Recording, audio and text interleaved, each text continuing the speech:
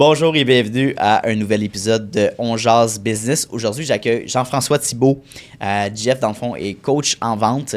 On s'est rencontrés dans une activité de réseautage suite à une référence d'une cliente, Cynthia Delisle. Donc, on est allé dans leur section BNI, BNI qui est super, justement, qui est en visioconférence. Allez découvrir justement leur section, c'est super cool.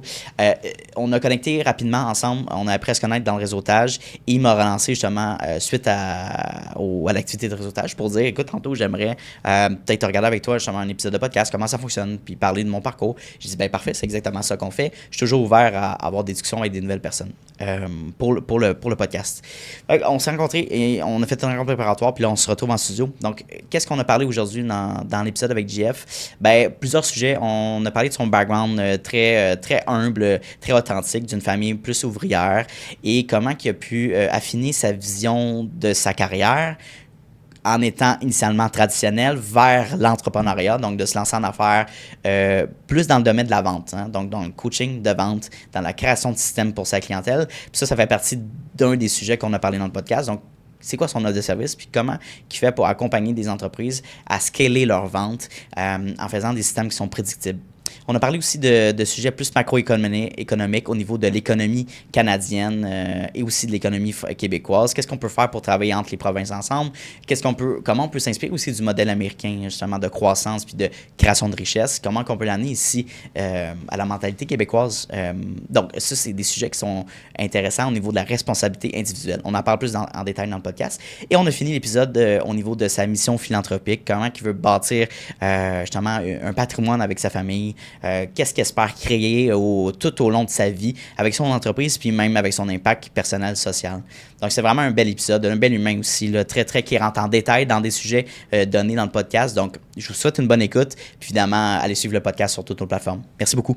Jean-François Thibault, bienvenue au podcast. Ça fait plaisir. Merci beaucoup de l'invitation. Merci à toi. Pour les gens qui ne comprennent pas un peu de où on sort, puis évidemment, qu'est-ce que JF et moi faisons ensemble aujourd'hui pour le podcast, ben, on s'est rencontrés à travers le BNI de votre section. Puis c'est Cynthia Delisle qui m'a invité. Cynthia et Marc-Antoine qui sont des clients au podcast, qui ont passé il y a peut-être 8 mois de ça. Et elle m'a relancé, elle m'a dit, hey, justement, ça serait cool que tu viennes comme invité. Tu as des gens qui pourraient avoir des bonnes discussions pour ton podcast. Puis je dis, ben moi, je suis toujours partant d'aller me projeter un peu dans des BNI, puis juste jaser aux gens aussi, de me présenter, puis voir s'il y a des opportunités de collaboration, qu'il y ait une vente ou non. J'adore faire du réseautage, juste d'échanger avec d'autres mentalités, d'autres responsabilités, d'autres réalités d'entrepreneurs. Oui. Est-ce que c'est un peu pour ça que tu t'impliques aussi dans le BNI en tant que membre? BNI, c'est venu... moi, c'est Dalen Guy, que tu rencontreras bientôt, qui m'en a parlé la première fois. OK. Je dis ça, puis en fait, il y a déjà plusieurs personnes qui avaient tenté de m'inviter, mais des fois, ils m'invitaient dans des sections qui étaient loin de ma région, donc ça ne donnait pas. C'est ça. Donc, je savais ce que c'était. Ouais. Quand Dalen m'a proposé de faire une demande d'adhésion, à la sienne, en fait, notre section est 100% en ligne, donc c'était plus convenient, pour le dire ainsi. Ouais.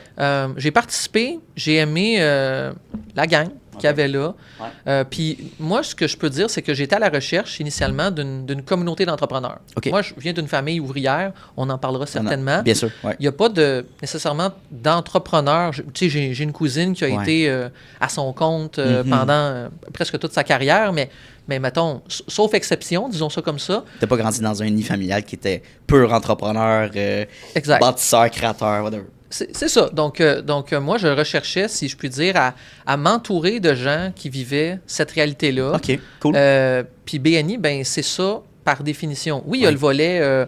on se rencontre, on parle de notre entreprise, on se donne des références. Sure. Il y a le côté business, mais... C'est ça. BNI, c'est une organisation d'abord, c'est un système de marketing de référence. Donc, ça vise ultimement à générer des références entre les membres, certes. Mais c'était pas... Je dirais que c'était pas le why de pourquoi tu t'es impliqué, mettons, dans le réseautage. C'est ça. Je pense que ça vient avec, c'est un extrait qui est super cool. Qui dirait non à aller dupliquer leur vente? Oui, let's go. Après, moi, personnellement, je fais partie aussi d'un club, comme je te disais, de réseautage, le Club Distinction. Puis, oui, c'est du référencement, OK, mais c'est aussi du brainstorm dans le sens, hey, je veux un challenge dans ma business. Toi, monsieur ou madame, ça fait plusieurs années que tu es dans le même domaine ou comparativement, tu as un problème de système. OK, j'ai vécu la même chose. Qu'est-ce que tu as pu mettre en place? Qu'est-ce que tu peux me conseiller? Il y a ça aussi. Puis juste le fait d'être de faire partie d'un clan aussi. Il y a cet effet-là de hey, on est ensemble, il y a l'effet de groupe, c'est cool, on bâtit nos business. Puis aussi, c'est une discipline. On est au rendez-vous. Pour vous, c'est chaque jeudi, je ne me trompe pas en vision. Chaque jeudi matin. C'est une discipline puis une cohérence qui est le fun à bâtir ensemble en groupe. C'est sûr que ta section BNI, ça devient ta gang. Oui, c'est ça, ta gang, exact. À force de tout le temps voir le même monde, puis je pense que c'est un effet qui est recherché, c'est-à-dire que quand tu vois toujours les mêmes personnes sur une base régulière, tu finis par tisser des liens. Nous, on se voit également en présentiel une fois par trimestre. On fait une activité toujours un peu, j'ai envie de dire, ludique. Là. Donc, ça peut être une sortie. La dernière fois, on est allé faire du pickleball. Non, mais c'est cool. Donc, puis après ça, on a débarqué chez une de nos membres, en fait, notre secrétaire trésorier, qui nous a invités chez elle. Puis on a fait un potluck. Là. Donc, c'était très agréable. C'est cool. Et je pense qu'à force, justement, de tisser ces liens-là, tu finis par avoir ces gens-là dans ta tête, dans ton cœur. Puis ça, je pense que le mouvement naturel se fait le relationnel passe après ça au référencement. C'est comme ça que ça fonctionne. Donc, tu sais, BNI, ça a été pensé et conçu pour ça. Donc, à la base, c'est Ivan Meisner, je crois, qui a fondé cette organisation-là. Et c'est un psychologue, que je sache. Et dans le fond, il a étudié ce qui fait en sorte que les gens se donnent ou pas des références. Puis les règlements BNI, puisqu'il y en a, là, quand tu rentres dans une section, il y a une série de règles que tu dois respecter. Les règles, elles ne sont pas là pour brimer les gens. Au contraire, elles sont là pour favoriser ce qui fonctionne en matière de marketing de référence. Donc, je dirais que c'est assez bien fait. Et pour quiconque commence en entrepreneuriat et veut, peut-être aussi confirmer, affiner sa capacité à décrire ce qu'il ou elle fait. Je pense que ça peut être un excellent moyen puisque tu es amené à faire ça semaine après semaine. Donc, littéralement, ce que tu fais dans les réunions, c'est que tu apprends aux autres à te référer. Donc, c'est fort, ça, OK. Donc, tu apprends, si tu veux, aux autres à dire, c'est qui ton client idéal? Quelles sont les phrases que ces gens-là seraient portés à dire lorsqu'ils éprouvent la douleur que toi, tu es capable d'apaiser, et ainsi de suite. Donc, c'est plus que juste on se voit, on se réfère des clients. Plus que du réseautage. Il y a un volet apprentissage, pour moi, à mon sens, qui est non négligeable. Puis comme je le disais, d'être entouré d'entrepreneurs que tu es amené à fréquenter, pas juste lors des rencontres, mais en dehors des rencontres, sur une base plus personnelle, c'est certain que pour moi, ça a été... moi, ça fait 1 an que je suis membre BNI, puis ça a été très utile pour moi, si je peux dire, je peux croire. De devenir membre. Je pense que c'est un excellent qu'on pense pas à ça, justement, l'implication dans un club de réseautage, pour finir la parenthèse, de verbaliser ton offre, tu sais, justement, de te faire peut-être challenger sur certaines personnes qui ont plus d'expérience. Tu dis, OK, tu te présentes comme ça, mais peut-être que tu devrais amener plus ça, puis d'en parler plus de ça, tu sais, tu passes en surface, mais peut-être d'aller en plus en détail là-dessus, parce que les gens amènent peut-être plus de valeur sur ça, mais c'est souvent l'effet que ça peut donner. Puis... Fait que pour les gens qui hésitent, justement, qui disent « Ah, mais tu sais, je pense que je suis gêné, j'aime mieux rester dans mon coin et bâtir ça tranquillement. » Puis je suis comme... Mais tu sais, ça te fait sortir de ta zone de confort, développer des capacités aussi de vente, tu sais, intrinsèquement, de comment verbaliser ça. C'est la thématique du podcast aujourd'hui. Oui, je comprends ce que tu veux dire. Fait que, je pense que les gens n'ont pas à se décider maintenant en nous écoutant. Alors, je BNI. Oui, c'est ça, exact. Mais je pense que la décision qu'ils peuvent prendre, c'est de visiter des sections. Parce que vous pouvez visiter jusqu'à 2 fois une même section et vous pouvez visiter un nombre très grand de sections en réalité avant de faire votre choix. Donc, voilà. Je pense que les gens qui se posent la question, est-ce que ça serait bénéfique pour moi de rejoindre une communauté d'entrepreneurs puis de contribuer à cette communauté-là et en contrepartie, si je puis dire, les autres aussi contribuent à mon développement, que ce soit par une rétroaction, comme tu l'as mentionné, ou des références. Voilà, ultimement, c'est ça. Donc, pensez-y bien. Oui, c'est ça. Visiter des sections. Je pense que c'est ça le call to action que je donnerais. Puis moi, tu sais, dans mon livre à moi, au niveau de la vente, je crois que la base, c'est de créer des relations aussi. C'est d'amener de la valeur aux gens, de faire des connexions. Ça peut être avec du réseautage, mais ça peut être par d'autres stratégies. Puis je pense pas que c'est dans l'optique, non seulement de toujours aller pousser une vente, mais bien juste de rencontrer la personne, d'y amener de la valeur, puis de voir s'il y a des collaborations potentielles. Pour les gens qui n'ont pas compris, évidemment, tu opères dans le coaching de vente. Bon, ça, c'est plus générique comme titre. On va plus aller nicher dans le podcast, mais Est-ce que tu veux prendre le temps justement de m'expliquer qu'est-ce qui t'a amené dans le domaine, OK? Puis pourquoi tu vas amener cette plus-value-là sur le marché actuellement? Oui, ben en fait, moi, je suis ingénieur, en fait, mais j'ai fait 10 ans de vente et de développement des affaires avant de me lancer en affaires. Donc, j'ai travaillé pour l'essentiel dans les entreprises de génie conseil, de technologie, des intégrateurs technologiques. Donc, j'ai toujours fait de la vente dite complexe, là, si je puis dire. Et Fortitude, dans le fond, on a fondé cette entreprise-là dans le but d'aider des experts, qu'ils soient dans le domaine technique, de l'ingénierie, de la finance, du consulting plus largement, ou que ce soit aussi Donc, nos clients sont essentiellement des experts qui règlent des problèmes complexes, que ce soit par des programmes d'accompagnement, du consulting, ou ça peut être également des solutions technologiques. Mais autrement dit, on aide ces personnes-là, ces propriétaires-là d'entreprises de ce type, à faire croître leurs ventes d'une manière prévisible. Parce que ce que je me suis rendu compte à un moment donné, c'est... puis on y reviendra. J'avais pas, moi, la volonté, dès que j'avais 8 ans, là, de fonder une entreprise. C'est pas du tout comme ça que je réfléchissais quand j'étais même... Que tu as bâti ta carrière, même. Non, exact. Donc, il y a un moment donné, j'ai eu une réalisation, si je peux dire, où les gens qui sont entrepreneurs, j'aime ça leur parler, j'aime ça les aider, leur venir en aide. Et ils peuvent probablement m'en apprendre énormément sur le leadership, la gestion des équipes, les opérations, leur propre domaine d'expertise, que sais-je.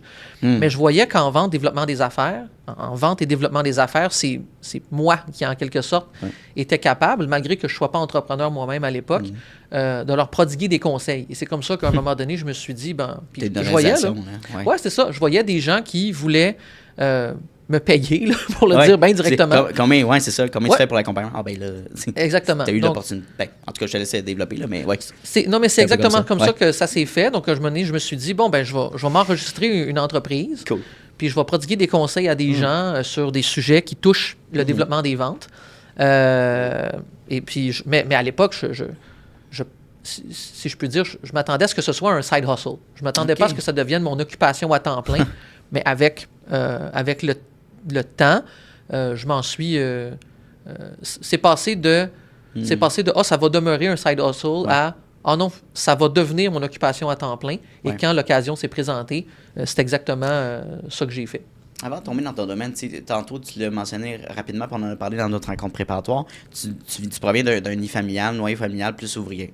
Tu as grandi là-dedans. Je me demande, qu'est-ce que tu as dû faire dans ton parcours pour changer, peut-être changer de ta mentalité, façon, parce que c'est plus une optique de carrière traditionnelle, puis de switcher ça vers, on crée quelque chose, mais il n'y a aucune certitude. Il n'y a aucune stabilité. Tu peux en créer éventuellement, mais c'est du nouveau. Fait que comment tu as fait ce switch de mentalité-là? Bien, j'ai fait ce switch de mentalité-là relativement tardivement, comme je le disais, dans le sens où, puis j'ai grandi dans une famille stable. Mes parents sont mariés depuis maintenant plus de 40 ans. Bravo, c'est très rare de nos jours. Exact. Donc, mes parents, très stables, travaillants, manque pas le travail pour rien. Donc, des bonnes valeurs. Loyauté. Mes parents boivent pas, prennent pas de drogue. Donc, j'ai grandi dans un foyer familial... Très sain. Très stable. Oui, c'est ça. Très, très sain, très stable. Et au fond, ça m'a permis de ne pas avoir ces préoccupations-là. Je vais dire ça comme ça, plus basse dans l'échelle de Maslow. Là, je vais dire comme ça. Oui. Non, c'est ça. Et quand j'étais adolescent, à un moment donné, il est venu un moment où est-ce qu'il fallait choisir qu'est-ce qu'on allait faire de notre vie. Le reste, tu veux faire le reste de ta vie. C'est ça. Et l'entrepreneuriat, pour moi, ne fait pas partie de l'équation. Et même le domaine plus large de l'administration des affaires ne fait pas encore partie de ce à quoi je réfléchis. Donc, on avait fait un test RIASEC à l'époque. C'est un test psychométrique très basique là, qui te permet un peu de t'orienter dans les grandes sphères d'études, des grands champs d'études plus classiques. Et je score à peu près égal sciences appliquées et administration. Mais comme je disais, là, l'administration, pour moi, la finance, la comptabilité, ça me disait à peu près rien qui vaille. Donc, je me suis dit, puis là, à force de faire un peu des recherches, ce qui avait l'air le plus de correspondre à quelque chose qui était un choix sécuritaire, on va dire comme ça, parce que je pensais encore en ces termes-là à l'époque, c'était la profession d'ingénieur. Et j'observais un peu autour de moi on prend ça pour acquis là, aujourd'hui, mais on vit dans des bâtiments chauffés ou climatisés. Là, on est l'été, mais des bâtiments chauffés, climatisés, éclairés avec l'eau courante. C'est un progrès technique puis qui contribue à notre prospérité de tous les jours d'une manière fulgurante. Et en fait, on peut imputer aux ingénieurs principalement ce progrès-là, si je peux dire, autant au niveau de la qualité de vie, les progrès techniques et ainsi de suite. Alors, je me suis intéressé à cette profession-là, puis j'ai décidé à partir de ce moment-là que j'irais étudier l'ingénierie. Ouais, c'est ça. Donc, c'est comme ça que ça s'est décidé.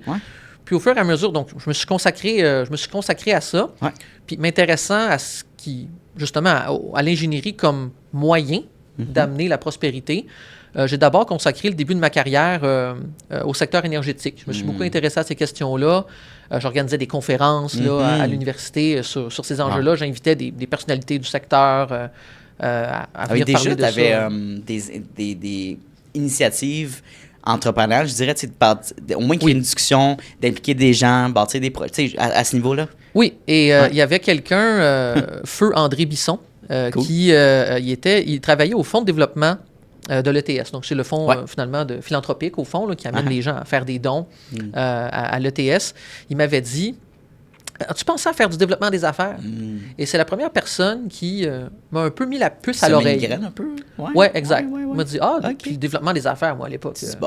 Je savais même pas c'était quoi. Ouais, c'est ça.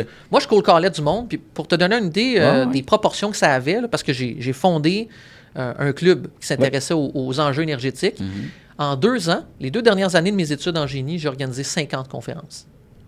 Wow. C'est ça. Impressionnant. Donc, c'est en moyenne, 1 par 2 semaines pendant 2 ans, non-stop. Wow. Et par-dessus ça, j'avais organisé une mission exploratoire où j'ai amené 4 autres étudiants et moi-même en Alberta visiter des sites industriels, des sièges sociaux d'entreprises énergétiques. On a visité à peu près toutes les plus grandes entreprises canadiennes en matière d'énergie. Là, on parle de Suncor, TransCanada à l'époque, aujourd'hui, TC Énergie, Enbridge, et ainsi de suite. Donc, tu sais, ça a été... donc, on est arrivé à Fort McMurray.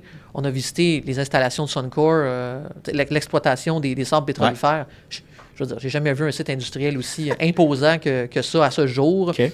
Donc, tu sais, j'étais quelqu'un, effectivement, de très impliqué. Puis pour être capable d'organiser de telles choses, que ce soit des conférences, inviter des gens à l'école ou, s'inviter chez des gens dans une autre province qui plus est, il faut avoir des aptitudes de cold calling. Oh my God, oui. C'est ça, parce que c'est ce que je faisais. Les gens me le demandaient, comment tu fais pour rejoindre des vice-présidents, des présidents de compagnie? Bonne question, oui. Je les appelais. C'est aussi bête que ça. Je les appelais. Sans gêne. Tu n'avais pas peur de les déranger? Non, je pensais pas à ça. C'est-à-dire que c'est un peu comme ça que André Bisson, en l'occurrence, m'avait dit... Écoute, as-tu pensé à faire du développement des affaires? Les ingénieurs qui font ça dans l'industrie, ils gagnent bien leur vie et tout ça. Donc moi, c'est un peu comme ça que j'ai même lancé ma carrière. J'ai commencé à faire du développement des affaires tout de suite après ma diplomation, ce qui est unusual dans l'industrie. Les gens commencent d'abord par... souvent des rôles techniques, tout ça. Et ensuite de ça, ils se dirigent tranquillement vers la gestion de projet, puis potentiellement vers la vente, le développement des affaires.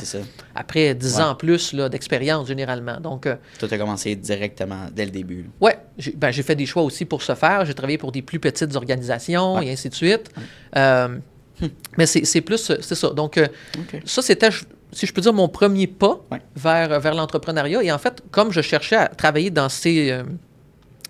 si on veut, à peaufiner ce talent-là que j'avais en vente et développement des affaires, je suis allé travailler pour, comme je le disais, des plus petites organisations qui me payaient souvent à contrat. Donc, assez inusité, mais j'ai commencé ma carrière, moi, comme freelance. Donc, ça m'a pris du temps à avoir un premier emploi à temps plein et j'ai eu, je vais dire, une job corpo, comme les gens la recherchent en sortant du génie, qu'après mon diplôme de maîtrise, soit quasiment 4 ans après avoir diplômé en ingénierie. Là. Donc, tu comprends un peu ce que je veux dire? Donc, j'aurais pu me dire à cette époque, je suis fait pour être entrepreneur, mais des fois, on ne se voit pas aller, puis c'était mon cas. Là, je réalisais pas à l'époque que c'était ce que tu faisais, les signes de quelqu'un qui devait être entrepreneur. Puis on reviendra à cette notion-là, mais je crois fermement, au fond, que l'essence précède l'être, au fond, il y avait ça en moi. C'est juste moi qui le savais pas de manière consciente, autrement dit. Mais oui, c'est les graines, si je peux dire, ou les racines de ce que je fais aujourd'hui étaient déjà présentes. À quel moment tu t'es dit, je suis plus entrepreneur qu'intrapreneur? Wow, ça m'a pris... Parce qu'il y a souvent... Ouais. Alors, c'est une bonne question parce que après ma maîtrise, je suis allé travailler dans des grandes entreprises de génie conseil. Ouais. Et je sentais que je voulais que ça bouge plus. Je vais dire ça comme ça. Que ça bouge plus, oui. Ouais, j'avais pas l'occasion de faire de la vente. Je faisais du développement des affaires, mais je faisais pas de la vente dans le sens où j'étais pas mis en contact avec les clients. C'est pas moi qui closais les deals, tu sais, tout ça. Yeah. Fait que, disons que quand j'en ai eu l'occasion, je suis allé plus vers l'action et c'est en retournant dans la sphère entrepreneuriale, en travaillant pour des startups ou des PME que j'ai pu faire ça. Donc, j'ai travaillé pour l'essentiel avec, des plus petites organisations. Alors, j'ai commencé par être, si tu veux, vendeur pour des entrepreneurs. Et à un moment donné, comme je le mentionnais tout à l'heure, est venu un moment où des gens m'approchaient, me disaient « Est-ce que tu peux me conseiller sur ci? Est-ce que tu ne serais pas capable de faire cela pour notre entreprise? » et ainsi de suite. Donc, c'est à force d'être sollicité par différentes personnes que je me suis dit « Bon, ben, je vais d'abord m'enregistrer une entreprise. » Et à l'époque, la première fois que ça s'est produit, j'étais en emploi. Je travaillais dans une start-up. Et ça ne faisait pas partie du plan pour moi là, que de partir une entreprise de consulting. C'est ça, exact. Mais par la force des choses, à un moment donné, j'ai senti que je pouvais me lancer là-dedans avec confiance, si je peux dire. Donc, à quelque part, c'est comme si j'avais accepté que c'était ce pourquoi j'étais fait. Mais ça m'a pris non seulement plus de confiance en moi, à défaut de trouver un autre terme, c'est ça, d'avoir un peu une forme de, je ne vais pas dire de certitude, parce qu'on n'en a jamais totalement, mais c'est une forme de c'est ça, je voulais savoir, c'est ça, je voulais avoir comme un plan. Je voulais pas juste me lancer dans le vide, je voulais savoir qu'est-ce que j'allais vendre exactement, quelle forme est-ce que ça allait prendre, qui est-ce que j'allais solliciter. Donc, j'avais besoin d'un, sans dire que tout allait être sur... Et aujourd'hui, je dis ça, puis ce que je vendais au début de mon entreprise versus ce que je vends aujourd'hui, c'est totalement différent. Donc, mais tu n'as pas tombé souvent, je pense que beaucoup de... Puis pour ton profil de personnalité, tu sais, je ne veux pas généraliser, mais style, mettons, ingénieur, ils vont peut-être over-préparer, over-analyser, ce qui est 100%. Bien, mais va pas se lancer, tu sais. Ils vont peut-être travailler un plan d'affaires extrêmement détaillé, qui prend beaucoup de temps, et donc qui hésite finalement à dire « Ah, mais c'est peut-être plus rentable si... » J'ai tellement over-analysé que je vais pas faire le saut. Je suis 100% d'accord avec toi. 100%. Les gens qui ont des profils analytiques, plus largement, ça peut être des gens, pas juste en ingénierie. En ingénierie, les gens sont beaucoup analytiques. Il y a des gens aussi qui, en finance qui sont comme ça. Il y a d'autres professions, bref, qui tomberaient dans la même catégorie. Mais c'est vrai que chez les ingénieurs entrepreneurs, moi, ce que j'ai beaucoup vu, c'est des gens qui, justement, développent un prototype de quelque chose dans leur bureau, chez eux, qui prennent des années à le faire et qui, après ça, peuvent venir me voir, par exemple, et dire « Hey, Jean-François, à qui est-ce que je peux vendre ça? » Comment je fais ça? Et alors que le bon processus aurait été de venir me voir il y a 2 ans. Au début. Me dire, j'ai pensé à tel produit, à qu'est-ce que je pourrais vendre ça? Et il faut revirer la question et dire, OK, qu'est-ce que tu peux vendre? À qui? En fait, ou plutôt, à qui est-ce que tu t'intéresses en premier? Quel est le problème que tu vois et que tu cherches à régler? Et ensuite, invente quelque chose pour régler ce problème-là. Alors, je pense que les ingénieurs, parfois, je pense que c'est une déformation professionnelle. Ils pensent à la technique avant de penser au marché, avant de penser à l'entreprise là, qu'ils veulent fonder. Peut-être qu'il y a une mentalité de dire, tu sais, le produit, on comprend très, très bien les bienfaits, mettons, techniques ou les avantages. Il va se vendre tout seul, par lui-même. Le consommateur ne fonctionne pas ça. On ne connaît pas le produit. Le commun des mortels va peut-être pas considérer tous les avantages techniques du produit. Il va peut-être considérer plus si c'est niveau lifestyle, qu'est-ce que ça m'amène dans ma vie à moi, que ce soit professionnel, c'est quoi les avantages? C'est-tu sauver du temps? C'est-tu te faire plus d'argent? Tu sais, il y a d'autres variables, mais c'est sûrement des questions que tu amènes avec ta clientèle, tu sais. C'est certain. C'est certain. Puis, je pense qu'il y a des ingénieurs qui peuvent être en amour avec leur idée et ils peuvent, sans dire craindre, mais ils se privent en voulant que tout soit parfait avant d'aller au marché. En fait, c'est ça, c'est un peu la remarque que tu faisais tout à l'heure, c'est de dire, est-ce qu'il n'y a pas une tendance chez les gens analytiques ou les ingénieurs plus particulièrement à suranalyser avant de se lancer?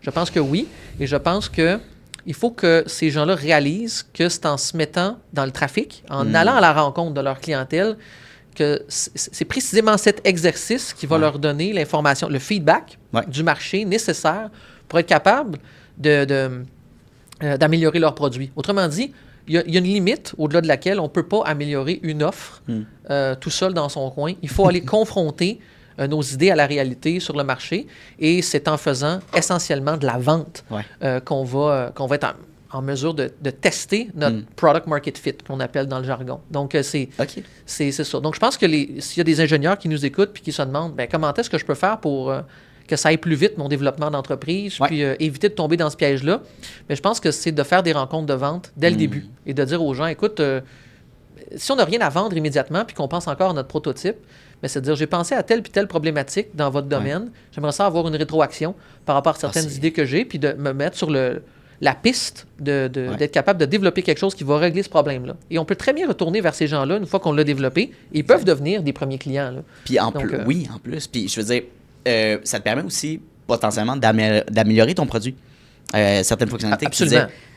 Puis souvent, c'est ça. Fait que je pense qu'il y a beaucoup d'avantages. Je vais sauter sur ce sujet-là. Au niveau de ton offre clientèle, comment fonctionne ton accompagnement, ton coaching? Je suis curieux. Quel genre de clientèle, encore une fois, que tu travailles? Oui. Comme je le disais, notre clientèle, c'est essentiellement des experts de leur domaine qui règlent généralement des problèmes dits complexes. Donc, je peux donner quelques exemples. Vas-y. On a des clients qui sont des fractional CFO.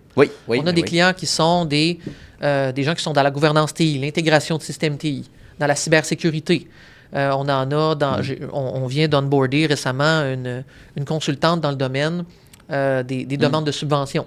Donc, on est dans le domaine du consulting, mais également des solutions technologiques. On aide, il y a un entrepreneur récemment que je me suis affairé à aider qui a développé une solution technologique pour réduire l'efficacité, pas réduire l'efficacité énergétique plutôt, mais améliorer donc l'efficacité énergétique des centres d'épuration des eaux dans les mines. Wow. C'est extrêmement niché. C'est très niché, oui. C'est très niché, mais donc c'est une solution technologique. Je sais exactement comment qui on approche. Développer, c'est ça, ce genre d'entreprise-là. Il y en a un autre que j'ai rencontré cette semaine qui deviendra probablement client, là, je ne veux pas jinxer. On le souhaite. Mais qui est dans le domaine des plateformes technologiques pour aider à la rentabilité des gens dans le secteur retail, par exemple. Wow, okay. Donc, que ce soit des gens qui règlent des problèmes complexes par un accompagnement, par du consulting, donc un service typiquement, qui peut être professionnel ou non, ou des solutions technologiques, c'est essentiellement ça nos clients. Ils ont généralement entre, je dirais, 5 et 50 employés. Parfait. Mais on a également quelques solopreneurs qui, ceci étant dit, ont la volonté de construire des entreprises avec des employés. Donc, si on leur dit demain matin, qu'est-ce que tu fais si tu as trop de clients, entre guillemets, mais ça n'existe pas, trop de clients. Donc, la bonne réponse, pour ceux qui nous écoutent, c'est de dire, je vais embaucher, évidemment, je vais croître. Donc, c'est parfait. Donc, tu comprends un peu ce que... Donc, on travaille avec des gens comme ça. Ce qu'on propose, il y a deux composantes à notre offre de service.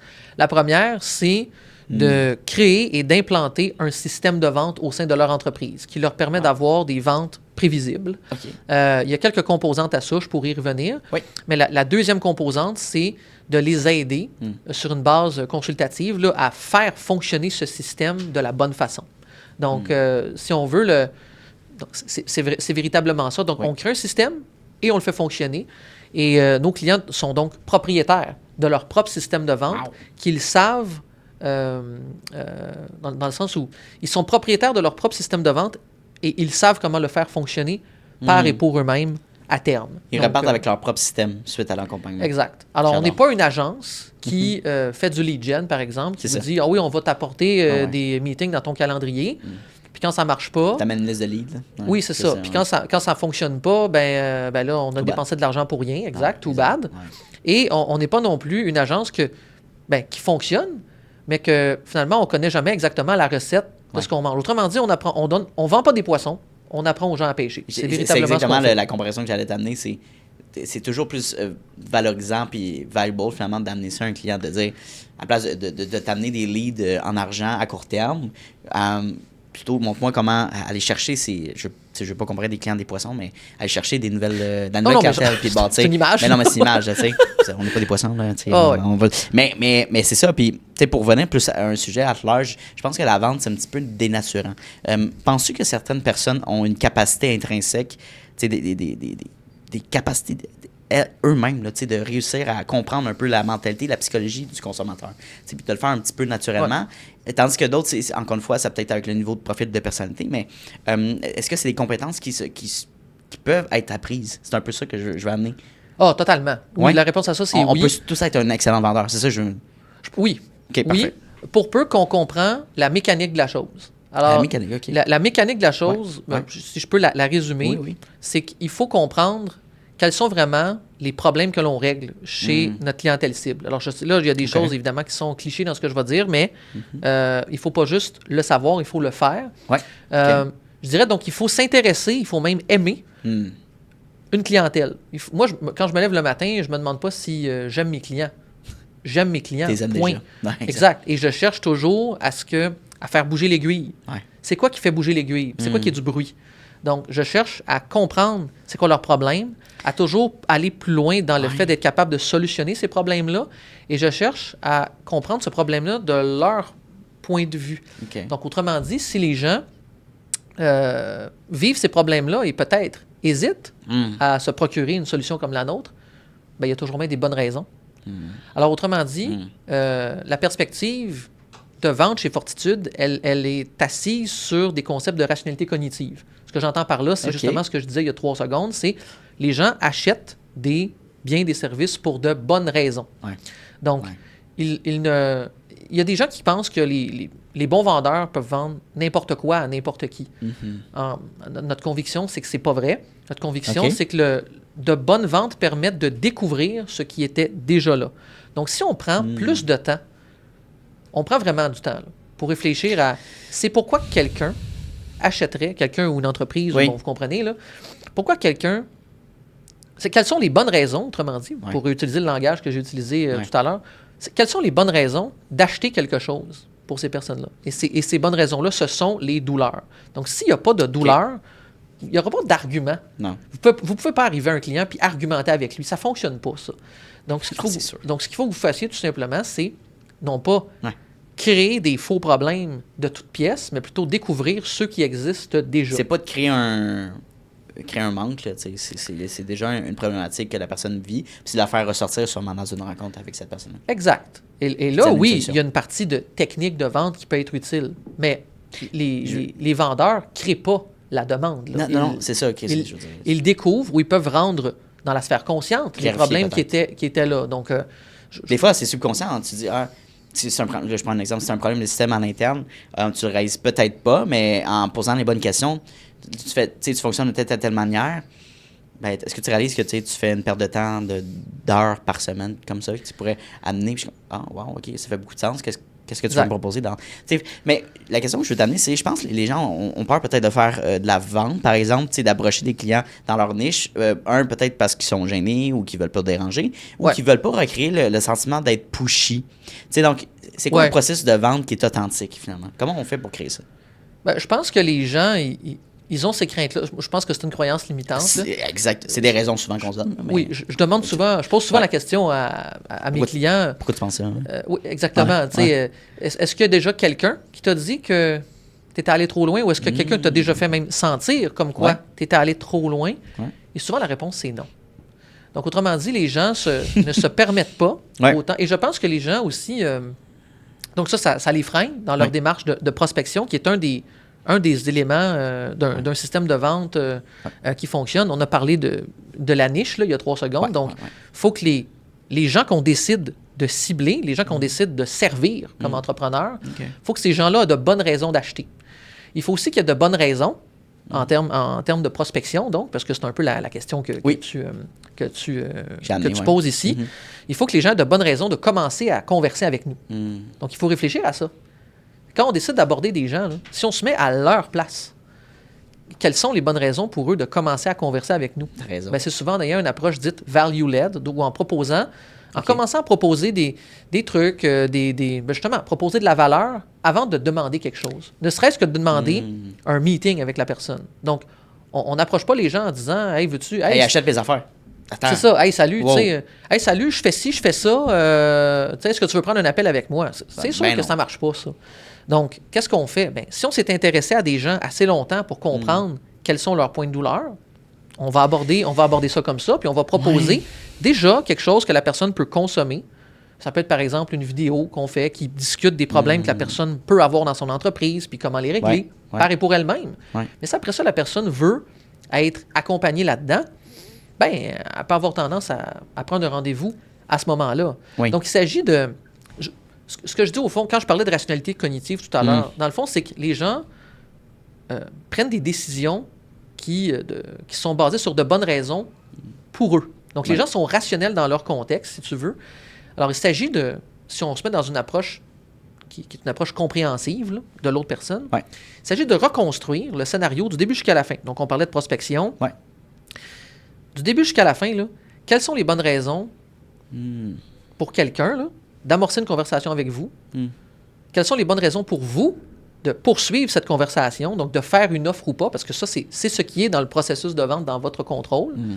Quelles sont les bonnes raisons pour vous, donc, de faire une offre? Quelles sont les bonnes raisons pour cette personne-là d'acheter? Et ultimement aussi, quelles sont les bonnes raisons de cette personne-là de vous choisir? Parce qu'il y a d'autres options que cette personne-là pourrait envisager pour apaiser ses douleurs plutôt que votre produit ou votre service. Donc, si on fait le tour de ces 4 éléments-là, c'est de dire, bien, quelle est ma niche? Donc, quelles sont les bonnes raisons d'acheter pour cette personne à la base? S'il n'y a pas de bonnes raisons, la personne n'achètera pas. Peu importe ce qu'on lui dira, et tous les avantages que comporte votre solution. Évidemment, il faut que vous ayez une offre qui soit bien structurée de telle sorte que vous connaissez quels sont vos points différenciateurs, si je puis dire. Donc, quelles sont les bonnes raisons de vous choisir par rapport à l'offre qu'il y a sur le marché. Il faut que vous sachiez comment ouvrir une conversation. Donc, quelles sont les bonnes raisons du point de vue de votre client pour commencer à converser avec vous.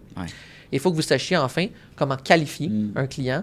Donc, quelles sont les bonnes raisons pour vous de faire une offre ou pas? Parce que non, on ne fait pas des offres à tout le monde. J'adore parce que tu rentres beaucoup en détail sur tous les aspects, peut-être tous les piliers du processus de vente. T'sais. Sélection juste préqualifiée, c'est une chose. C'est pas parce que tu as un calendrier avec 10 rencontres que tu sais, all you can eat, plus t'en as, plus tu as de chances d'en faire. T'es mieux d'en avoir moins, mais plus précis, puis tu sais, d'avoir justement plus d'énergie aussi dans tes rencontres. Je pense qu'il y a une valeur là-dessus. Ah oui, c'est sûr. Ben, c'est sûr que, bon, là, c'est la déformation professionnelle de l'ingénieur qui est d'optimiser. Il faut que tu optimises ton temps, tes ressources. Clairement, ben oui. Oui, il faut que tu saches prioriser. Et les meilleurs vendeurs, je reviens sur ce que je disais tantôt, les meilleurs vendeurs, c'est pas ceux qui vendent n'importe quoi à n'importe qui. Là. C'est ça. Ça, c'est un mythe, ça. Ou qui vendent, c'est ça, des frigos à des Inuits. Exactement, c'est ça. C'est pas ça. Les meilleurs vendeurs que moi j'ai connus dans ma carrière, ce sont les gens qui passaient le plus clair de leur temps et de leur énergie avec les clients, qui savaient qu'ils avaient des chances de conclure une affaire avec eux. Et dans le fond, donc il y a une habilité, c'est quelque chose qui est sous-estimé dans la vente. Ça prend une lecture, ça prend une analyse de ce qui se passe. Donc c'est pas un bon vendeur, c'est pas quelqu'un qui parle, puis qui finit par remplir l'autre d'informations, d'arguments. D'essayer de te convaincre, c'est pas. Faut que ça vienne naturellement de la personne. Ça ne fonctionne pas. Non. Alors, ça fonctionne pas. Il y a de la vente à impression qui fonctionne à court terme, mais après, quel genre de vendeur tu veux être aussi? Puis est-ce que tu valorises, moi, dans mon livre, de base, il faut que tu valorises une relation d'affaires long terme. Voilà, alors, ça, c'est une autre chose. J'ai fait un commentaire général, je vais le contextualiser pour qu'on se comprenne. C'est-à-dire que la vente à pression, comme tu parles, ça peut fonctionner dans certains contextes. Après ça, on pourra débattre à savoir si c'est moral ou pas. Mais, donc, une autre conversation complètement. Mais est-ce que ça fonctionne? Alors, je vais te donner un exemple. Si vous vendez des systèmes d'alarme résidentiels, des thermopompes, ce genre de biens ou de services-là, où vous faites des jobs de peinture, la réalité, là, c'est qu'il faut que vous vendiez là. Si vous laissez aller le client, c'est le prochain qui va le closer. Vous comprenez? For sure. Donc là, le closing on the spot, il est nécessaire d'un point de vue d'efficacité du système de vente. Par contre, moi, comme j'ai dit tantôt, alors c'est pour ça que je contextualise, nos clients chez Fortitude, ils vendent de l'expertise, de l'accompagnement, des solutions. Alors pensez-vous que quand vous avez des clients comme Adidas, Sears, Netflix, pensez-vous vraiment que vous allez les closer on the spot avec les bons trucs, les bonnes techniques de closing. Alors, si vous comprenez, là. Donc, il y a quelque chose là-dedans. De vente, ouais. Donc, c'est pour ça qu'il faut analyser les éléments que j'ai mentionnés tout à l'heure à l'avance pour que, finalement, on puisse avoir un détachement. Donc, si votre niche, là, vous les avez bien cernés, les problèmes, les besoins, les douleurs, si vous avez bien cerné et bien expliqué et demandé à vos prospects, hey, est-ce que vous autrement dit, est-ce que vous avez une conscience de quelle est leur rationalité cognitive?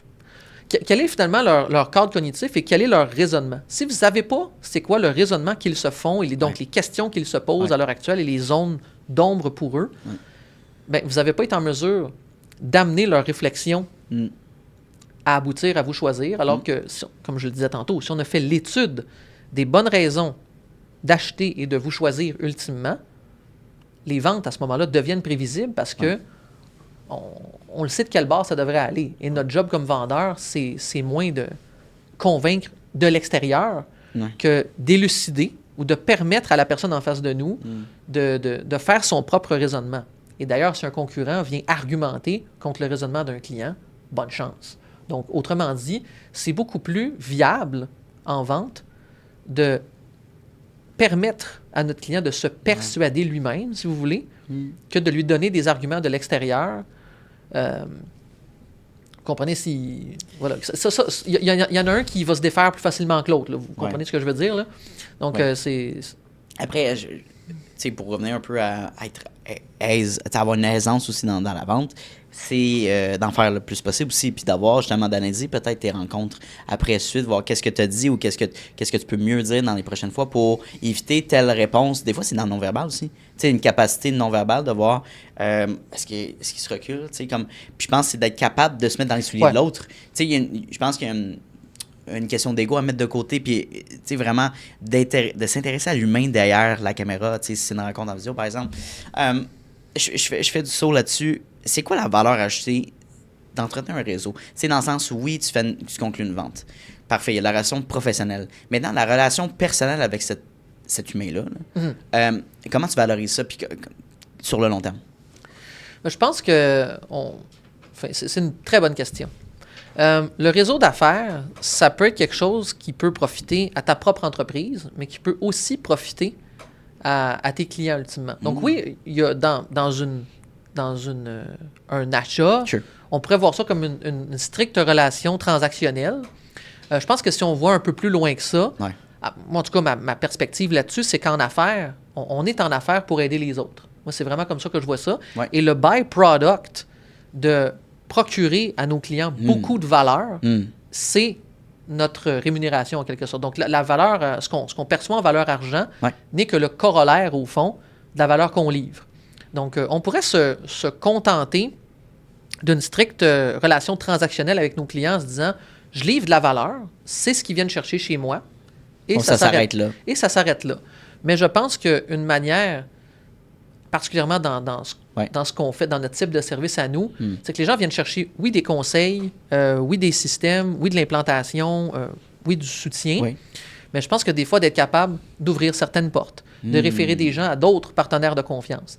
Il nous arrive fréquemment, chez Fortitude, de référer nos clients à des agences marketing, par exemple. D'avoir ce réseau-là de personnes compétentes, ça a une valeur parce que ça permet d'enlever les obstacles sur le chemin de la croissance. Et donc, vous comprenez ce que je veux dire? J'adore ce que tu dis, puis je pense que ce que tu amènes, je vais faire un lien avec le podcast parce que c'est un peu ça qu'on crée comme effet, c'est que, je donne un exemple, j'ai fait un podcast avec un courtier immobilier, parfait, et un autre avec un courtier hypothécaire. Et là, je dis, hey, tu devrais parler à Marc-Antoine ou à Ghislain ou à Guylaine. Tu sais, il y a une collaboration potentielle. On les met en connexion. Parlez-vous. Puis, tu sais, donc, juste ça. Question personnelle. Tu as des enfants, tu as vécu telle chose, tu es parti en voyage. Prends des notes. Puis, on dirait qu'il faut, tu sais, sur cette situation-là, puis de relancer, puis de faire un lien là-dessus. Parce que moi, je le fais pas par vente, mais bien par intérêt. Tu sais, de dire, oui, probablement que ça va amener justement un suivi, une vente, mais tu sais, d'investir dans ton réseau, c'est un peu ce que je vais amener. C'est la meilleure meilleure chose que tu peux faire. Je veux dire, que n'importe qui veut se sentir écouté, intéressé, avoir une oreille qui l'écoute, des questionnements. Tout le monde veut ça. Donc, de l'offrir, ça vaut cher. Ben, je pense qu'on devrait... comment dire? C'est quand il y a des gens qui pensent en termes de développement professionnel ou de carrière ou d'entreprise qu'en termes transactionnels. Et je pense que c'est une erreur parce qu'on devrait aussi, je pense, plus largement faire les choses juste parce que c'est bon. Tu parlais de mettre des gens en relation qui peuvent potentiellement faire affaire ensemble ou se rendre des services. Je pense que je fais ça à toutes les semaines. J'ai fait ça toutes les semaines de ma vie depuis les 15 dernières années. Ouais. Franchement, je fais ça continuellement. Puis je le fais pas en me disant « Ah là, moi, j'y ai donné ça. Donc là, elle, cette personne-là, il faut falloir qu'elle me donne telle affaire. » Je m'en fous, là, dans le sens où je donne parce que je pense que c'est bon. Point. Puis je pense que je perds rien, même au contraire, à ce que... Je sais pas, à quelque part, là, je veux pas être philosophique par rapport à ça, mais je pense qu'on est tous liés. Puis ce que les autres gagnent, ça m'enlève absolument rien. Au contraire. Là, moi, tout le monde est gagnant. Absolument. Moi, c'est ce que je crois. Fait que je donne pas dans la perspective que, même très lointaine, que ça me revienne. Je suis pas dans le... Je sais pas comment dire ça, là. Dans l'expectation que je te donne quelque chose, tu vas me redonner quelque chose. Non. Tu n'es jamais là dans l'attente de... Et je ne le vois même pas dans la perspective où si je te donne à toi, ben, ça va me revenir par effet papillon, par une autre personne. Donc, c'est même pas dans une perspective à aussi long terme de retour que je fais ça. Je le fais parce que je pense que c'est la bonne chose à faire. La bonne chose à faire. Point. C'est une question morale. Au fond... c'est une question de bon humain, de bonne valeur. Ouais. Puis je dirais même, je pense que ça démontre notre caractère comme personne. J'irais même jusque-là. Donc, évidemment, il faut s'intéresser à ce qui génère de l'argent dans notre entreprise parce qu'il faut être de bons intendants. Oui. On ne peut pas se permettre, en aidant la planète entière, de dilapider nos ressources, dilapider notre temps. Si on passait notre temps à aider tout le monde qui est dans la misère dans le monde... mes enfants n'auraient pas de quoi se mettre sous la dent. Bon, tu comprends un peu ce que je veux dire. Donc, t'as raison. Mais je pense que cette idée de générosité, faire preuve de générosité, c'est bon en soi, que ça rapporte ou pas. Ouais. Et je pense que c'est équilibré par cette logique-là d'intendance dont je viens de parler il y a 2 secondes. Oui. L'intendance, c'est un mot ancien, là, désolé d'employer des mots. C'est la première fois que je l'entends. Je ne pensais pas parler de ça aujourd'hui. L'intendance, c'est le fait de croire, par exemple, que les ressources qui sont les nôtres ne nous ont pas été données, mais qu'elles nous sont prêtées. Et donc, on a la responsabilité, ce faisant, de le faire fructifier. De le faire, de redonner, mais de les faire fructifier. C'est même. Okay. Donc, d'en faire une saine gestion. C'est carrément ça. Donc, c'est comme de dire. Donc, par exemple, toi, tu as un talent, tu sais, par exemple, bien communiquer, tu sais rassembler des gens, tu sais te servir des plateformes de médias sociaux. Autrement dit, tu as des talents. Oui. Tu pourrais dire, c'est mes talents, je vais en profiter pour moi, puis avoir une approche égoïste en quelque sorte, mais tu pourrais dire, hey, j'ai ce talent-là, qu'est-ce que je fais avec? Est-ce que j'en fais profiter mon prochain? C'est vraiment dans cette perspective-là que je l'entends. Sans dire que, je veux dire, il y a des personnes qui sont dans mon domaine qui ont beaucoup plus d'expertise, mais je me dis, tu sais, il y a quelqu'un à un moment donné qui m'avait approché pour « Hey, Anto, tu pourrais, genre, créer tes formations, tu sais, puis expliquer aux gens, puis devant ça, mensuellement, comment partir ton podcast. » Je suis comme... Ouais, mais pourquoi je partirais pas juste une chaîne YouTube séparée, puis j'explique step by step, gratuitement, genre, voici ce que j'ai fait, puis comment tu peux lancer puis créer ton show. Juste parce que ça me fait plaisir, puis je sais qu'il y a une valeur qui peut aider. Puis la bonne personne, le bon client va m'approcher s'il veut plus d'accompagnement. Mais il y a une valeur à ça, c'est de pas toujours expect que, genre, j'ai une expertise, donc je vais essayer de la monétiser. Pas nécessairement. Tu peux amener la valeur autrement, là. Oui. Mais on peut faire quand même un pont. Je vais te donner un exemple. Est-ce que ce serait bon, d'un point de vue universel, par exemple, qu'au lieu qu'on soit là, à parler en ce moment, qu'on aille donner de la soupe aux gens qui ont faim? Oui, tu sais. Mais c'est là où j'en viens à dire, la générosité doit être équilibrée par cette logique d'intendance. Autrement dit, il existe une telle chose qu'un coût d'opportunité, et il y a des choses que tu peux faire, que je peux faire, que ton collègue ici peut faire, que d'autres ne peuvent pas. Et donc, on a la responsabilité, pas juste de faire le bien au sens large, parce qu'on pourrait faire le bien en dilapidant nos ressources. Aussi. On pourrait faire le bien d'une manière dans le bien inefficace. commun. Alors, je pense pas qu'il y a de la valeur là-dedans. C'est juste mieux, dans le fond, de ce que tu veux dire. Oui. Puis on a toute une... on choisit comment on utilise notre temps, finalement. En fait, si on résume l'idée, être productif est une responsabilité morale. OK. C'est ça c'est ça que l'intendance sous-tend en quelque sorte. Donc, je le dis dans des termes modernes, là, mais c'est un peu ça. Okay. C'est-à-dire que si tu as des talents particuliers que d'autres n'ont pas, tu as la responsabilité de l'aiguiser, de le faire fructifier et de te rendre j'ai envie de dire, au plus haut sommet que tu peux. Parce que ce talent-là, c'est toi qui l'as. Donc, c'est toi qui as la responsabilité morale d'en faire profiter aux autres. Alors, et aux autres, ça ne veut pas dire tout le monde. Tu comprends là où je veux en venir? Oui. Donc, à chacun sa place. Et si, en quelque sorte, il y a des gens de qui c'est l'appel de donner de la soupe aux pauvres, très bien. Si toi, ce n'est pas ton appel personnel sur ta vie, ben, tu as peut-être la responsabilité de faire croître une entreprise, d'aider les gens à faire croître la leur. Ouais. Et évidemment, tout ça va venir avec une récompense monétaire. Comme je le disais, c'est le byproduct du fait d'être un bon intendant. Si tu es un bon intendant avec tes talents, tu vas générer plus d'argent. C'est une équation mathématique. Ouais. Et ce faisant, il n'y a rien qui t'empêche, je reviens à la générosité, de donner à l'organisme de la dite personne qui, elle, donne la soupe. Donc, la personne, autrement dit, ce que je veux dire là-dedans, c'est qu'on est un écosystème et que la personne qui donne la soupe, littéralement, elle a besoin aussi de d'autres personnes qui, elles, font pas ça, mais qui y contribuent d'une manière indirecte. Tu comprends là où je veux en venir? Je pense que ça... Donc, tu as la responsabilité, si tu veux avoir les moyens que cette personne-là puisse se consacrer à son appel à elle, à toi répondre au tien. Mais tu sais, oui, puis je pense que, tu sais, dans le sens, tu peux... Tu sais, par exemple, tu donnes à chaque...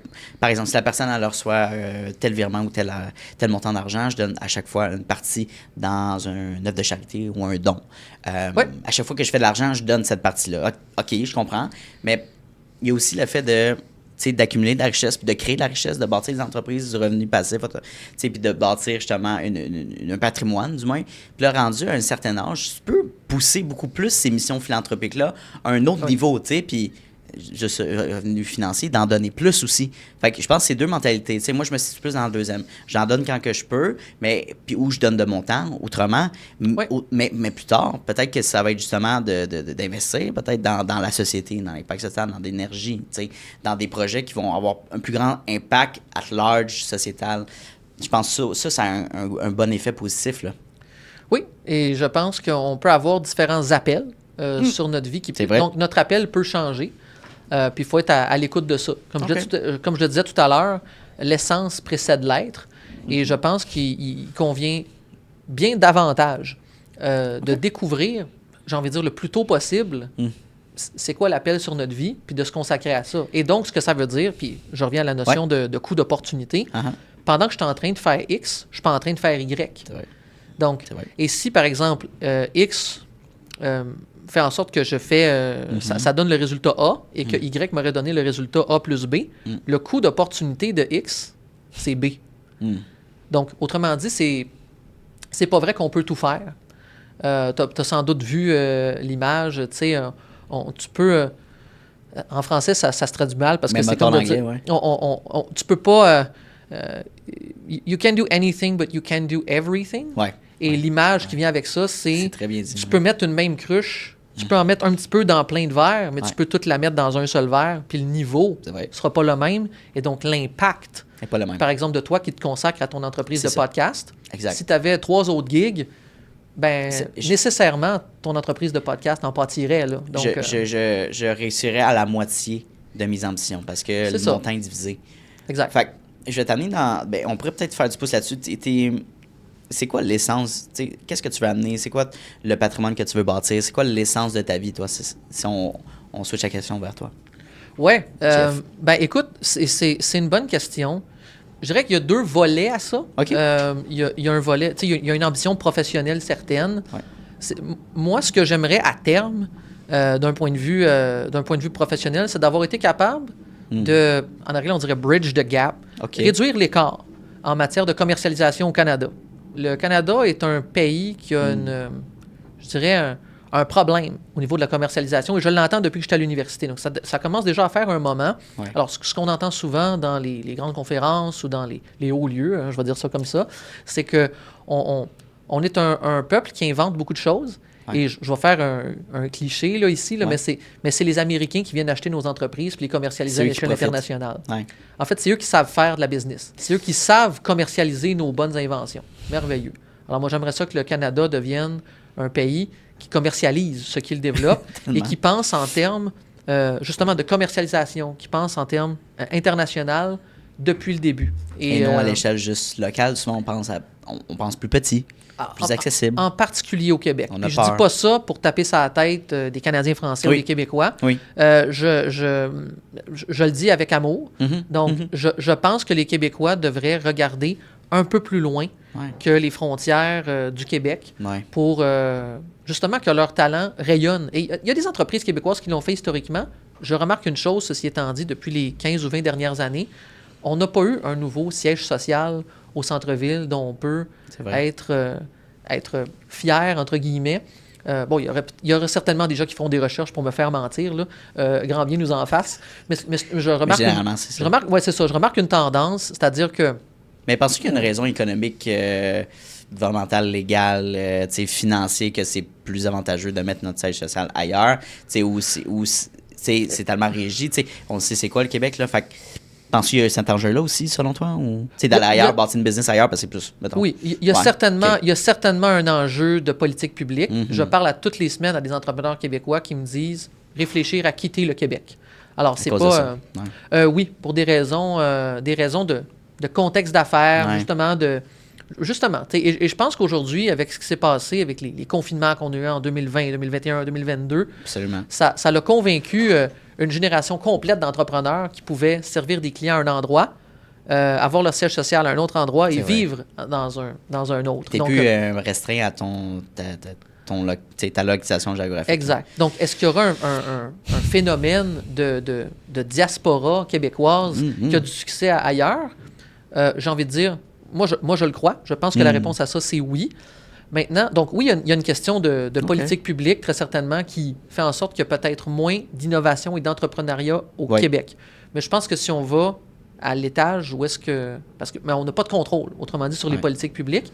Et de toute façon, ce qui précède les politiques publiques ou la politique de manière générale, c'est la culture ou l'anthropologie. C'est-à-dire que je pense que si tu parles à tes clients québécois et tu leur demandes quel est l'horizon de leur ambition, ils te diront le plus souvent le Québec. Les gens ne pensent pas au Canada. Non. Les gens ne pensent pas à l'Amérique du Nord. Les gens ne pensent pas au monde.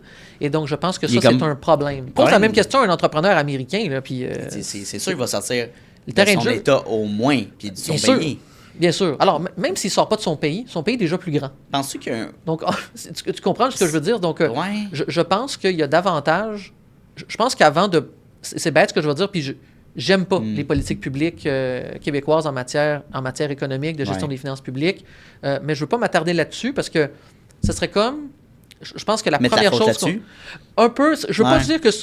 Dans le sens où je pense qu'on a de mauvaises politiques publiques en matière de développement économique et de gestion des finances publiques. Je le crois.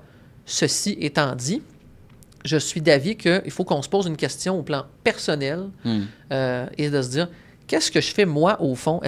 Autrement dit, c'est une question plus difficile à poser puis plus polémique carrément, mais c'est, avons-nous assez d'ambition comme entrepreneurs québécois?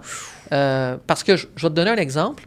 Il y a des fois des clients qui me demandent, parce que quand on fait de la prospection commerciale, on met en place des systèmes de vente, on finit par poser beaucoup d'actions.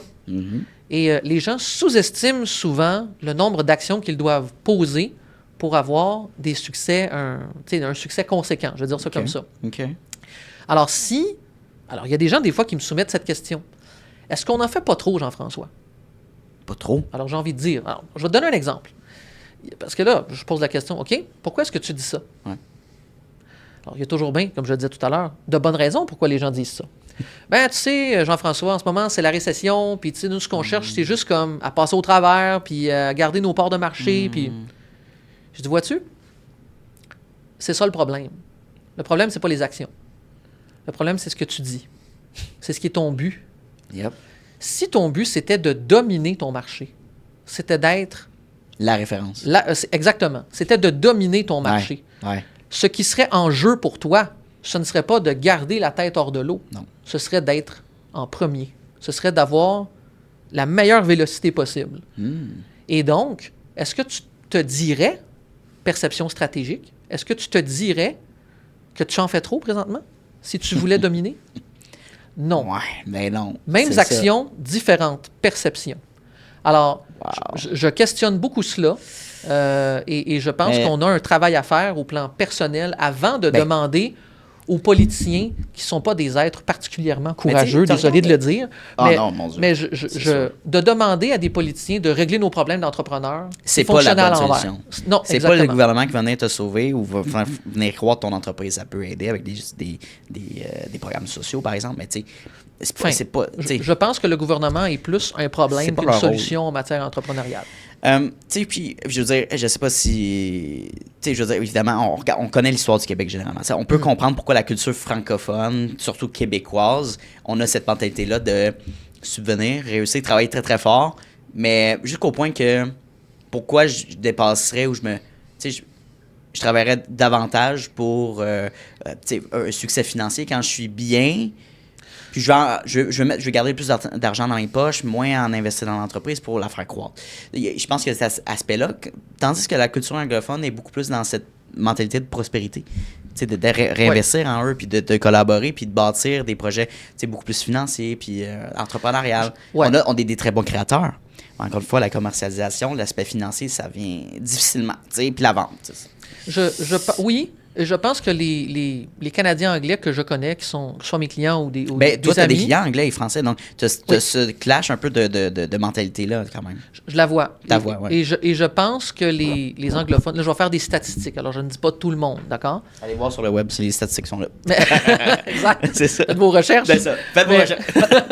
mais je pense que les anglophones ou les entrepreneurs immigrants, qui plus est, qui soient juifs, italiens, ont une manière, ou libanais même, ils ont une vision de la prospérité, de la richesse qui est multigénérationnelle. Ils ont une vision multigénérationnelle de l'enrichissement. Donc, ils ne sont pas en train de penser à juste eux, qu'est-ce qu'ils vont pouvoir tirer de X, Y ou Z entreprise, mais ils sont plutôt en train de penser en termes de legacy, en termes de patrimoine. C'est pas du tout la même perspective. Non. Alors, je ne dis pas que les Canadiens français sont pas capables de faire ça. La preuve, c'est que pour la première fois de l'histoire du Québec, il y a une génération qui va léguer une quantité substantielle d'argent à une autre génération. On ne voyait pas ça avant. Donc, on peut voir quand même, malgré tout, ce qu'on pourrait dire en fait, voilà, on pourrait dire plein de critiques à l'égard du Québec, comment il est aujourd'hui. Néanmoins, il y a un enrichissement matériel des Canadiens français et des Québécois qui s'est fait ces dernières, disons, 70, 80 années. Et c'est évidemment pas à la hauteur du potentiel, je pense, du Québec, mais c'est un signe quand même qu'il y a eu enrichissement. Je pense qu'il ne faut pas confondre, ceci étant dit. Il faut faire attention de voir les progrès qu'on a faits, comme je dis, depuis les 70-80 dernières années. Il faut le mettre en perspective de deux choses. Les 20 dernières années, est-ce que les 20 dernières années nous ont montré une accélération ou un ralentissement au niveau du développement économique, de l'esprit entrepreneurial? Alors, il y aurait différents aspects à discuter. Peut-être que l'entrepreneuriat est plus populaire, mais est-ce que ça se traduit par une croissance économique plus vigoureuse ou un esprit entrepreneurial plus généralisé? Alors, je pense que sur une base individuelle, il y a des Québécois qui commencent à se démarquer de plus en plus, qui prennent la parole. Quand j'étais plus jeune, pour ainsi dire, on ne voyait pas des Luc Poirier l'entrepreneuriat, c'était pas fancy. S'exprimer publiquement. Non, pas autant.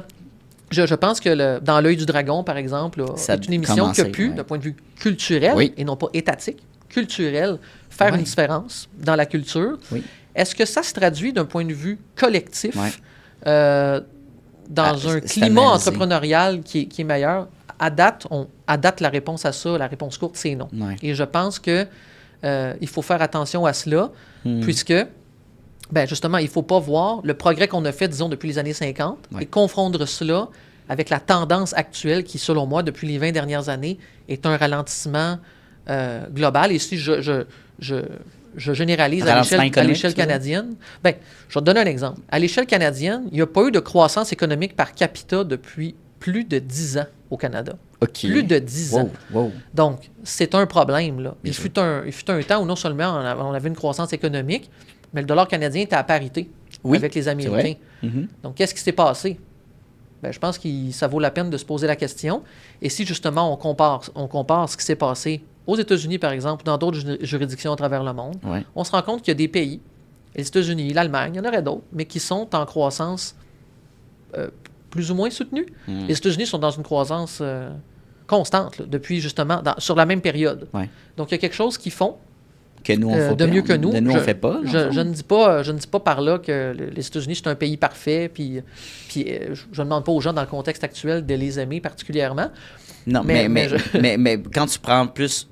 Tu mets ton ego de côté puis tu regardes plus la situation économique, du moins de peut-être comment eux, entre États, ils travaillent. T'sais. Je veux dire, juste comment on travaille entre les autres provinces. Il y a des nouveautés de genre l'Ontario qui travaille avec le Manitoba davantage sur des échanges de personnes, d'expertise, de vente de produits que il y a quelques années, il n'existait même pas. Fait que, tu sais, ça devient, je pense économiquement, c'est ce qu'il disait, ça devient plus avantageux de transactionner l'autre bord de la frontière qu'entre nous-mêmes. Fait que déjà là, moi, c'est sûr qu'il y a un enjeu de territoire là, quand même, là, mais c'est fou, là. C'est plus avantageux de travailler avec un autre pays que nous-mêmes. Bref. Mais je pense que, donc, c'est légitime que d'avoir des récriminations par rapport aux politiques publiques, puisque c'est ça qui fait en sorte que les gens prennent des décisions d'affaires. Ça influence. Dans le fond, ça fait partie du système de sanctions et de récompenses qui s'exerce sur les entrepreneurs, et donc de vouloir que ce système-là soit récompense davantage les investissements, l'entrepreneuriat, tout ça, j'en conviens. Et bon, alors je suis tout à fait d'accord avec le fait de faire cette critique-là. Mais comme je le disais tout à l'heure, est-ce qu'il n'y a pas de notre côté, entrepreneur, une obligation de rehausser notre niveau d'ambition et de voir que finalement, on n'en fait peut-être pas assez pour se développer, pour croître. Puis à un moment donné, c'est ça, j'ai envie de dire, il y a des choses qu'on peut faire que personne ne peut nous empêcher de faire.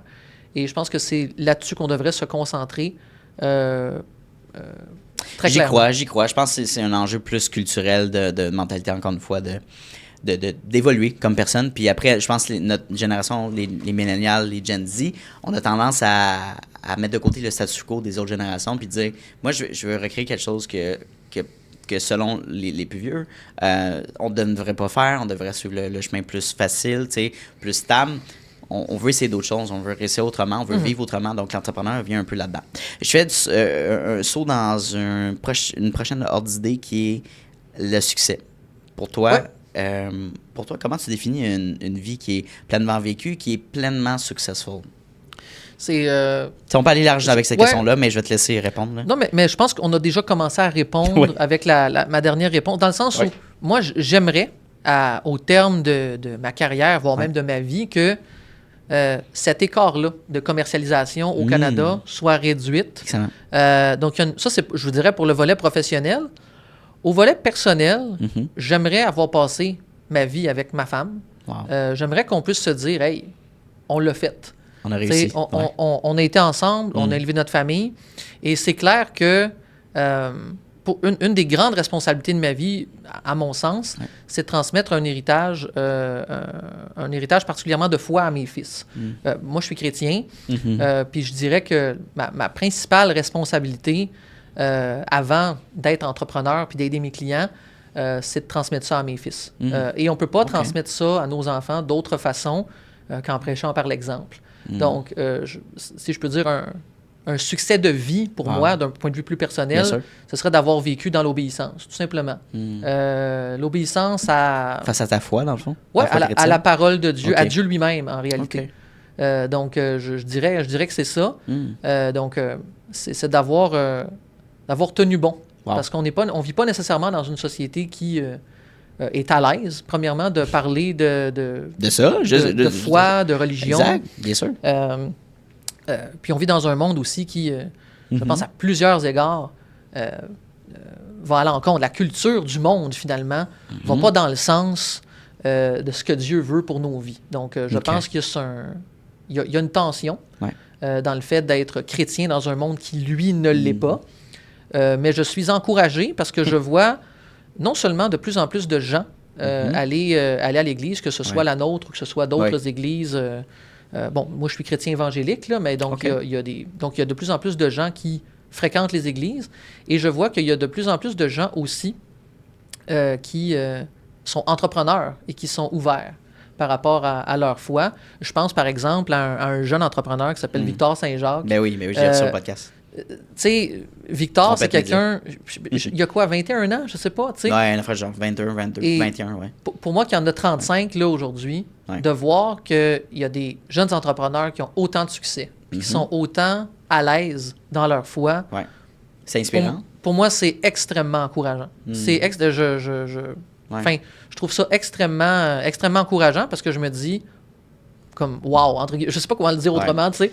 Mais je pense qu'il y a un aspect aussi qu'on a perdu beaucoup, sans dire telle religion, mais il y a l'aspect de communauté aussi, un peu comme le réseautage. On est devenu très individualiste, je crois, dans les 20-30 dernières années, là, même plus. J'étais pas né, j'ai 25 ans, je viens d'avoir 27. Mais je trouve qu'on est, avec les réseaux sociaux, le web et tout ça, ça a juste amplifié ça. La pandémie a amplifié ça. Cet effet-là d'être solitaire. On n'est pas fait pour être solitaire. T'sais, juste de base, en créant ça, fait que ça fait du sens. Je comprends. Je pense que les gens... en fait, je pense que c'est un... Je pense qu'on est dans une culture qui globalement est idolâtre. C'est-à-dire que... Je vais enfin, oui, dans le sens où les gens sont... Les vies des gens sont gouvernées par leurs croyances. Alors, si, par exemple, tu décides de mettre ta foi en Jésus, ça a des implications. Et je pense que les chrétiens, aujourd'hui, particulièrement dû au fait qu'ils sont dans un monde qui, lui, ne l'est pas, sont conscients sont plus conscients de ce dans quoi ils croient que, par exemple, mes grands-parents qui sont nés dans une nation globalement catholique. Tout le monde était catholique par défaut. Donc, est-ce qu'ils avaient la même conscience de ce que c'était de s'en remettre à Dieu ou de se confier dans l'Éternel? Bon, enfin, probablement qu'au cas par cas, on n'en trouverait que oui, d'autres, mais je pense que statistiquement, la réponse, c'est que les chrétiens de cette époque probablement étaient moins conscients de ce que ça voulait dire et de ce que ça impliquait. Mais ça ne veut pas dire que parce qu'on n'a pas mis notre foi en Jésus-Christ, qu'on n'a foi en rien. Et je pense qu'il y a beaucoup de gens qui sont mus par des forces qu'ils ne connaissent pas et qu'ils ne sauraient pas nommer. Alors, si, quand on parle de ça, vous vous demandez, moi, il n'y a rien qui me gouverne. Attention, il y a des choses dans lesquelles vous mettez votre foi et qui vous gouvernent. Si ce n'est pas dans une religion, c'est peut-être dans autre chose. Exact. L'être humain est fait pour mettre sur le trône de sa vie quelque chose. Si ce n'est pas Dieu, ce n'est pas rien. C'est autre chose. J'adore ton message, puis je pense qu'il y a beaucoup de jeunes qui vont pouvoir aussi se sentir intéressés ou approchés par ce que tu dis. J'ai une dernière question qui fait du sens aussi avec la dernière. Si tu pouvais parler à une version de toi-même de 10 ans de moins, donc 25 ans finalement, qu'est-ce que tu lui dirais en ce moment? Wow! T'aurais-tu une couple de conseils à Jeff? Aïe, aïe, aïe. J'en aurais sûrement plusieurs. Est-ce qu'il les écouterait? Ça, c'est un autre podcast à faire, mais... c'est une bonne question. Ouais. Je le sais pas. Je ne sais pas si j'irais me parler. Et je t'explique un peu mon raisonnement. C'est que si Dieu est souverain sur toute chose, les choses sont arrivées de telle sorte que je suis là aujourd'hui. Alors, si tu changes ne serait-ce qu'une seule chose, même si tu voulais t'épargner une souffrance, Jeff, fais pas ci, fais pas ça, ça marchera pas, ou, ça va te causer tel problème. J'ai envie de dire, ça changerait qui je suis aujourd'hui. Tu serais pas ici, dans le fond, tu serais pas la personne que tu es. Exact. Sans avoir vécu ça. Donc, je veux pas suranalyser ta question, là, mais je suis pas certain que j'irais me parler. Ce serait comme de penser que je pourrais avoir un...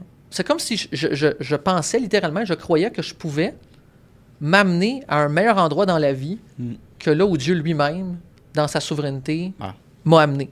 Alors, je pense que ce serait d'une présomption inouïe que de croire ça. Ouais. OK. Je pense que je suis exactement où j'ai besoin d'être, en fait. Oui, puis on devrait pas avoir de regrets. Je pense j'aurais dû faire tel move, j'aurais dû rencontrer telle personne, j'aurais donc dû faire telle chose. Puis en réalité, je pense qu'il faut être en gratitude souvent. de ce qu'on a fait. Puis les apprentissages et même les échecs sont une préparation à autre chose. Donc, moi, finalement, je ne veux pas me faire trop philosophe parce que les gens qui vivent des échecs, puis j'en ai vécu moi-même, ça peut être extrêmement difficile. Ça peut nous rendre tristes, nous faire nous remettre en question. Mais voilà, je pense que... Avec l'expérience et le temps, tu réanalyses puis tu revois ces échecs-là comme... Ça t'a amené ailleurs. C'est un apprentissage. Au bout de la ligne, c'est un apprentissage. Exactement. Donc, je pense que... Je ne dis pas qu'il faut chérir ses souffrances, puis je ne veux pas tomber dans le dolorisme. Non, exact. Mais je pense que à quelque part, ça fait... c'est ça. Les bons côtés comme les mauvais, ou on va dire les bons coups comme les échecs, c'est ça qui nous forge et qui forge notre caractère, notre personnalité. Donc, je sais même pas si j'irai me voir pour me prévenir de quelque chose. J'adore poser ces questions-là parce que littéralement, chaque personne m'amène une question différente. Puis la tienne il y avait une belle perspective aussi. Puis je pense que notre podcast aujourd'hui, la thématique c'était plus sur ton entreprise, la vente et tout ça, puis avoir une approche client, entretenir son réseau. Mais on a parti aussi sur la notion d'humain, sur la vision, sur ton implication dans la société, en fait, le why de pourquoi tu es en vie aussi. Fait que je pense que c'est des bonnes questions à se poser, des bonnes discussions à avoir dans un podcast. Ce que je vais faire, c'est te réinviter dans un an pour voir justement, est-ce qu'on a abordé des objectifs qu'on a abordés, est-ce qu'on a atteint justement ces aspects-là qu'on a discutés, est-ce que ta vision de la vie a changé aussi, parce que moi je crois fermement que ça évolue au fur et à mesure que tu grandis, tu vis d'autres expériences, niveau familial et tout ça. Donc, t'es le bienvenu en studio pour une deuxième fois, puis je me demande, est-ce que tu as aimé ton expérience ici? Comment tu as aimé la discussion qu'on a eue aujourd'hui? Oui, absolument. Moi, je pense qu'on a besoin de plateformes comme celle que tu mets à disposition des entrepreneurs. Voilà, je pense qu'on a un contexte où on peut s'exprimer librement. C'est très agréable. C'est un commentaire peut-être un peu léger, mais, mais franchement, ce fut fort agréable. Belle discussion, oui, absolument, au plaisir. Il faut avoir des belles ouvertures aussi. Peu importe nos jugements ou peu importe nos intérêts, ayez des ouvertures avec des discussions avec des gens, peut-être... souvent, on a peur de parler de politique, par exemple. Oui. Parce qu'on veut pas faire froisser les gens. Mais souvent, ça ouvre justement des discussions qui sont intéressantes. Après, c'est une question d'ego aussi, puis d'être capable de dire, de pas pogner une heure, mettons. C'est comme, OK, je respecte ton opinion, je partage pas ça, mais on est capable d'amener des points des deux bords. Fait, bref. Je comprends très bien. Merci encore pour ton temps, puis évidemment, où est-ce qu'on peut te contacter pour travailler avec toi, puis collaborer, puis en apprendre plus sur ce que tu fais? Écoutez, vous pouvez m'envoyer une invitation sur LinkedIn ou visiter notre site web, fortitudesalesdev.com. Donc, FORTITUDE, sales, SALES, dev, DEV.com. Excellent. Merci, JF, c'était super cool. Merci beaucoup.